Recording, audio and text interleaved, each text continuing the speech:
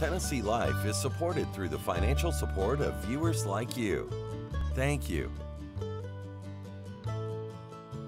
Coming up on this Craftsman edition of Tennessee Life, meet Wesley Rule, a luthier that is helping to bring instruments back to life in downtown Knoxville. To take something where there's this big crack and varnish damage and necks out, and you put it all back together and make it look like the instrument is brand new. And that's great. Go behind the scenes at Pendergrass Family Shoe Repair and meet the family whose technique stays the same even as footwear trends come and go. We wouldn't know what it's like to be off on Saturday. We've always felt that the business needed to be open when other people were off, when they could get to the shop. Antiques often hold a special place in someone's heart. James Hooper knows what it means to help salvage a family treasure. If you're 60 years old and you don't ever remember your grandmother's kitchen or living room without a piece of furniture in it, that one piece that you were lucky enough to get and brought it back to life where they could put it in their house, that's kind of nice. Those stories next on Tennessee Life. Hello, I'm Vicki Lawson. Thanks for joining us on this episode of Tennessee Life. The history of violin making is a long one that is steeped in tradition. Wesley Rule of Knoxville Fine Violins has spent his life studying the craft, leading him to opening his own instrument repair shop in the heart of downtown.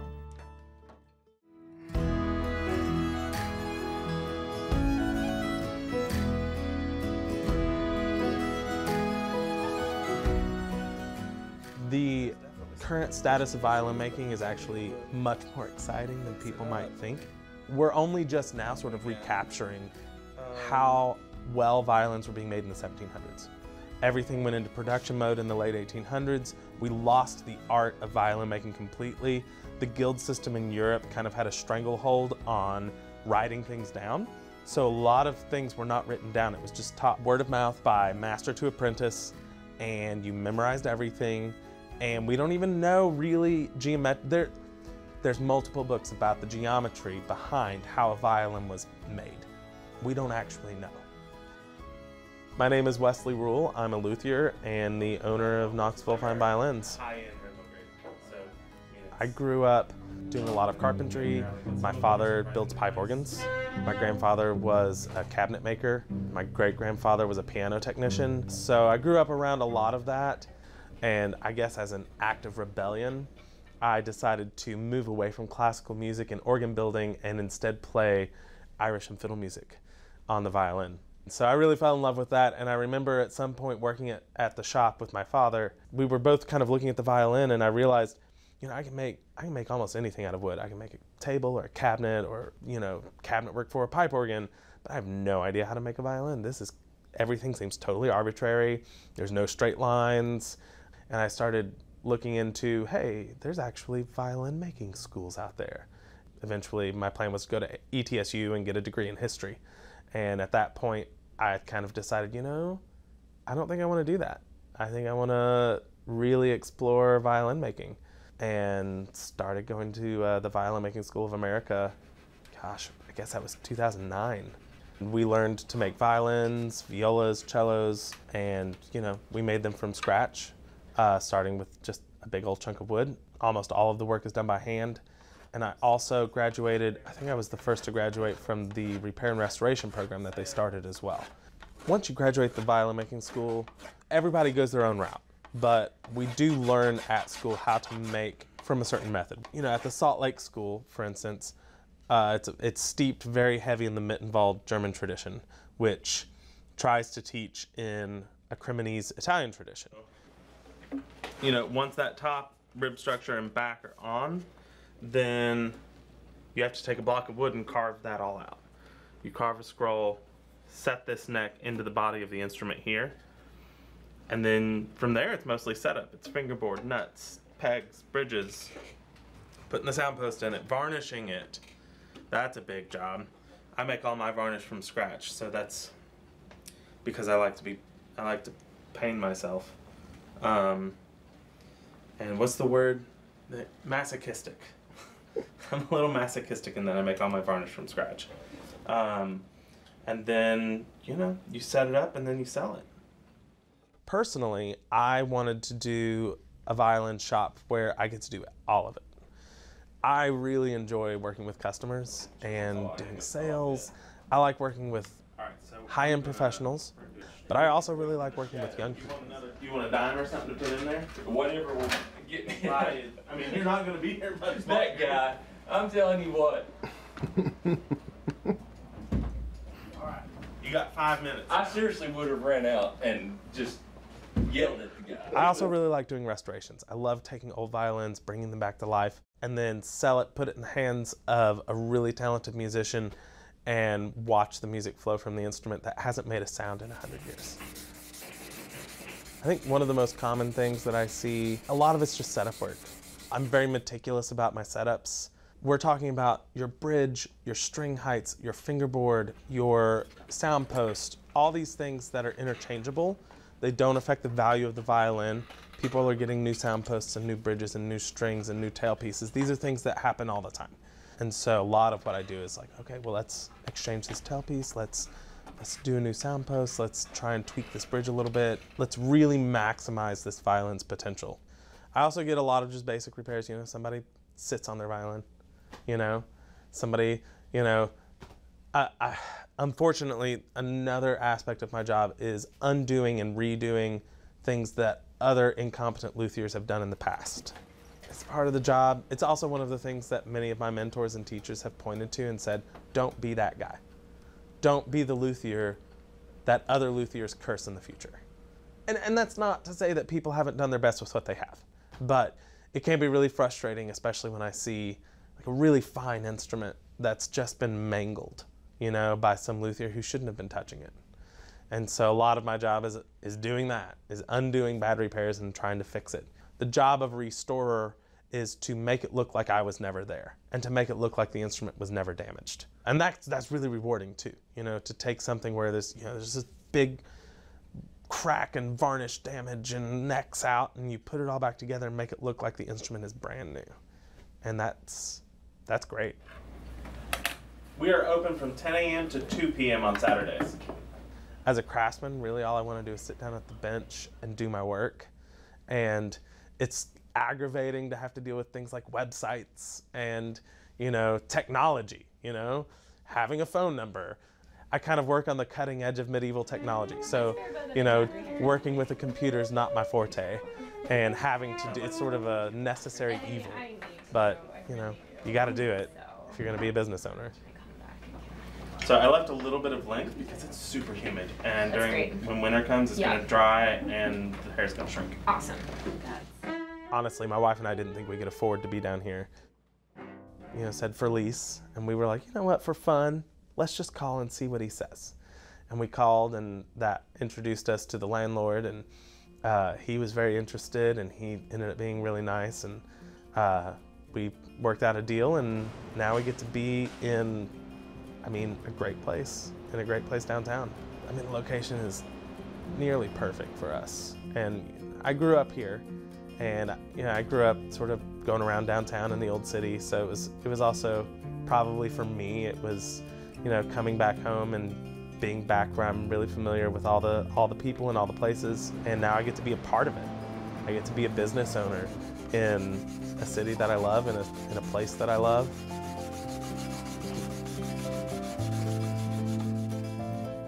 Later on Tennessee Life, this South Knoxville woodworker has a simple philosophy. I like to get in and get out and nobody tell I was there. My clients wouldn't let me do another job if you could see what I repaired. But first, Pendergrass Family Shoe Repair is here to help you save your souls. Pendergrass Shoes has been in business for over 57 years. Everett Pendergrass and his wife Judy started the company, and now their children have followed in their footsteps. You got to fix what the customer is wearing. If they're wearing those soft shoes and stuff, then that's what we got to learn to fix. And fortunately, we've got enough business that I can sort of piecemeal the work out to John and Pam and to Betty and to myself. I've heard people say things like, there's another shop pretty close to me, but I wouldn't dare let them touch this shoe. Whether that was justified or not, I have no idea. I'm Everett Pendergrass. I'm the owner and founder of Pendergrass Family Shoe Repair. I had an accident when I was 12-year-old, broke my hip. Hip replacement things were not available at that time. Had a leg length discrepancy because left leg did not grow as much as the right one because of the injury. So I was working with my uncle. He had a sawmill, and I realized I had already developed arthritis in that hip. So I realized that I needed a job where I could work inside on a smooth floor. I went to the Fulton Area Vocational School. I think it was the third day I visited the shoe repair shop. And I was immediately interested in the shoe repair because, well, I had the length discrepancy. And one of my goals was to do something about that. I'd heard of build-up shoes. As a matter of fact, I had had one when I was 15, I believe, but it didn't hold up. I knew that the work could be done so it would hold up. A gentleman by the name of Elmer Hughes ran a shop, and he gave me a job. And I worked the evenings after vocational school, and then I bought my own shop. I bought it on credit, no doubt. Well, I was working at the Little Grill, and he came in, and my boss and sort of introduced us together. And then the next thing you know, he asked me to marry him. And then after we got married, he said, well, I don't want to work all my life for somebody else. I want to work for my own self. I said, okay. He said, well, you'll have to go to work and help me. So that's what we did. She was a good student when you had her attention. she was anxious to be paired with me in the running of the business. And so I taught her. And she basically worked on the counter in the front and anything she could do to help me out. And she did help out a lot. And then we had 4 children, and they kind of got involved in it. We had a little suitcase that I made into a little baby bed for our babies, and they came and slept in behind the counters and stuff. So they were sort of thrown into the shoe shops. I believe I was 11 or 12 years old, and so he told me that if I wanted spending money, then I could write up the tickets for the shoe repairs, and he would pay me for the tickets. That's how it started. Parts of it were really neat.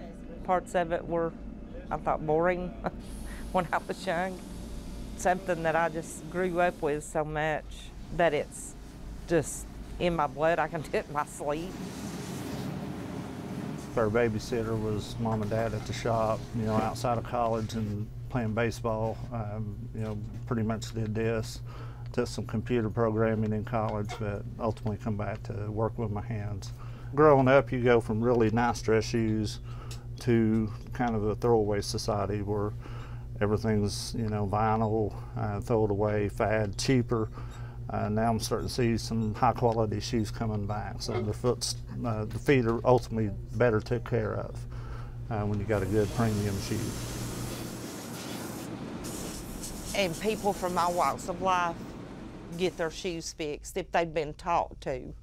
We've got a lot of customers that they've had a pair of shoes for 20 years, 20 plus years, and they just bring it in whenever something needs to be done, new sole, new heel, and then we keep them going. A shoe may come in needing a new sole put on it. That'll go to John to be tore down to have a new sole, and he'll put on it. We do a lot of full soles too. But then things that come in that need to be shortened or have rips on or something, or build-ups, that'll come over to me and Dad. I know we got one. Oh, it's a big spoon. I like to try to charge everybody the same.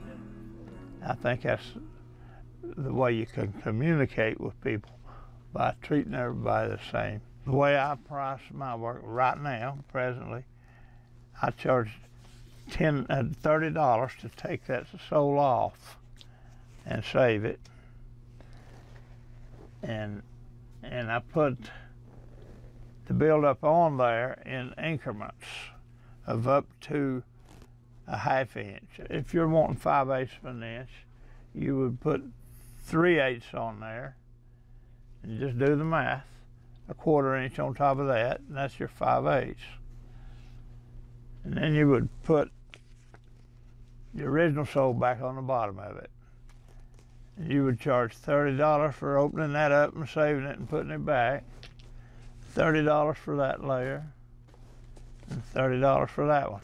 So I would get $90 for this job. It's a happy medium there. The only way I figure I can do it fairly. You know, taking somebody's favorite leather item, a shoe or belt, saddle, whatever it may be, and they think it may be destroyed, and sometimes get it back better than it was before. You know, there's a good sense and pride in that. It can be trying, you know, at times. You know, any family, you know, you clash sometimes, just like you would any job. But, you know, family got more emotions in it. Been a blessing working with my wife right side by side for years now. It's been about 30 years since, you know, she's been doing it on and off now, so.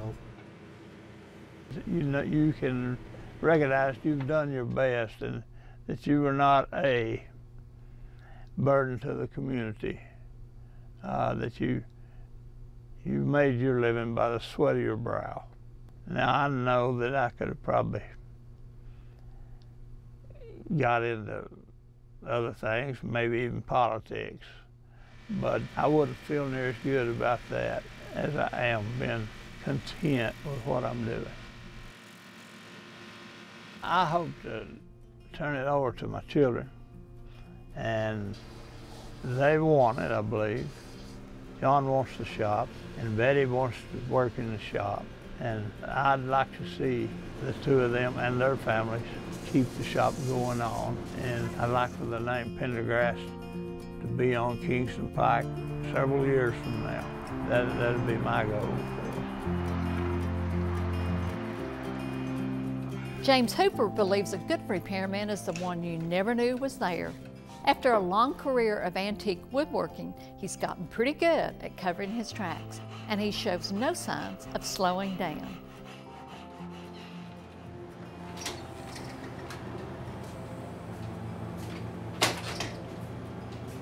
Someone said I was Leonardo da Vinci of wood or some silly something like that, and I said, no, he just daubed a little paint. I do woodwork. A true craftsman is someone with the audacity to strive for perfection and the common sense to know it's unattainable. You're never going to build the perfect piece. You're never going to turn the perfect clay pot. You're never going to blow the perfect piece of glass.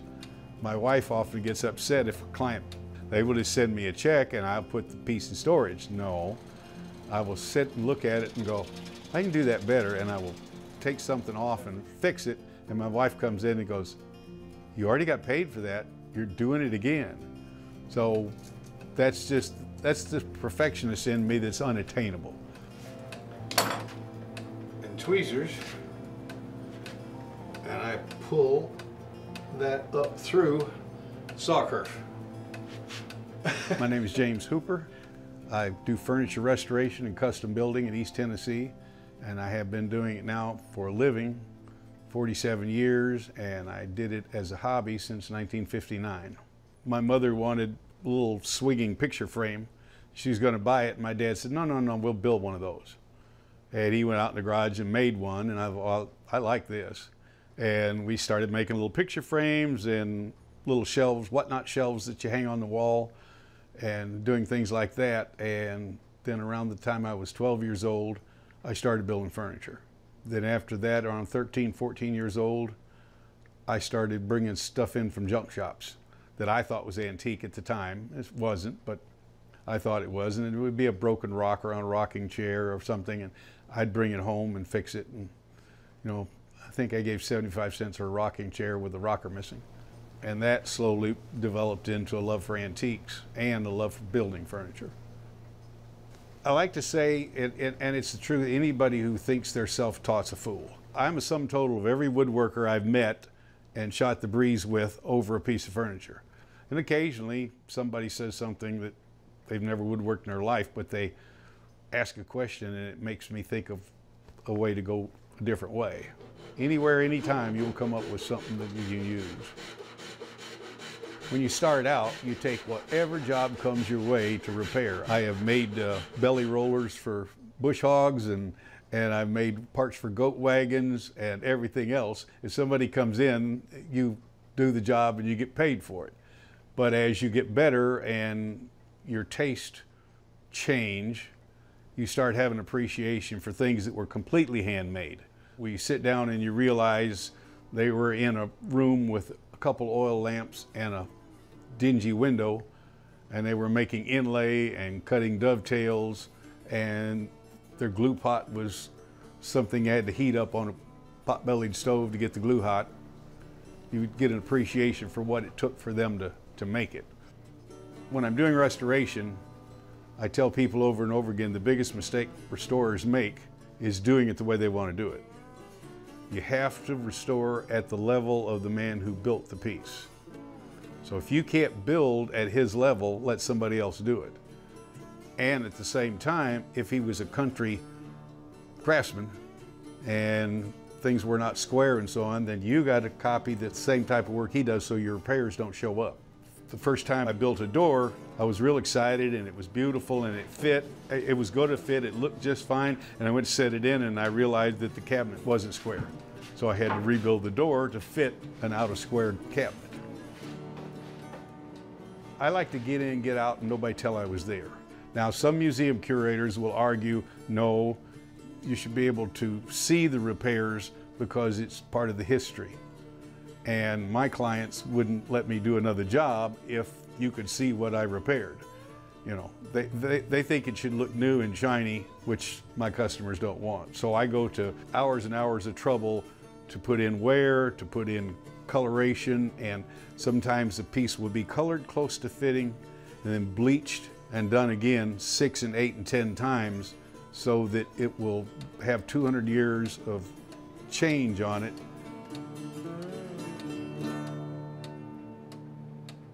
And to hide things when you're doing restoration, leg on a blanket chest or pie safe or anything that's broken off or split, the trick is to hide your repairs.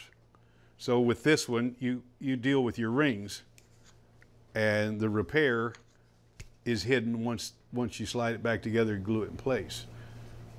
Your marking tools, cut the depth of your dovetail with a marking gauge.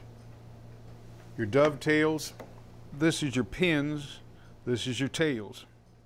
That's where the marking gauge comes in. It's very visible here. You can see where I got the depth of this piece into this piece, and they did that with a marking gauge. And that way those marks are still left in place and it will blend in with the repair you've done. I have gone to the Japanese back saw. This is the American or English style back saw, and it cuts double the thickness in kerf.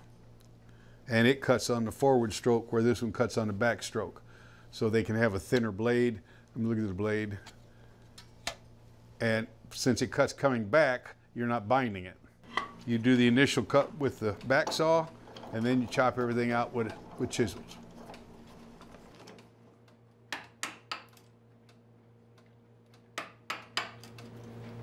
How's that? If the client's happy, then everybody's happy. I had 30-something pieces out of Hurricane Katrina and restored them. And one of the pieces, I wasn't sure she was happy. And I asked her husband, I said, do you think she likes it? And he said, look at her. And she was crying.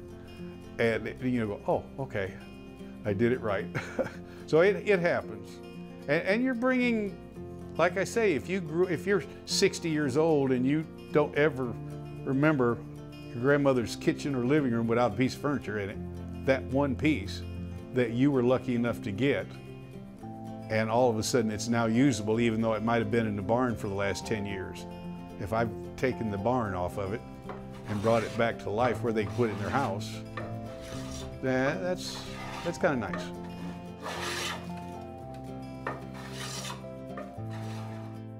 The next time you need something repaired, just know that somewhere there is a volunteer state craftsman that can do the job. I'm Vicki Lawson. We'll see you on the next Tennessee Life.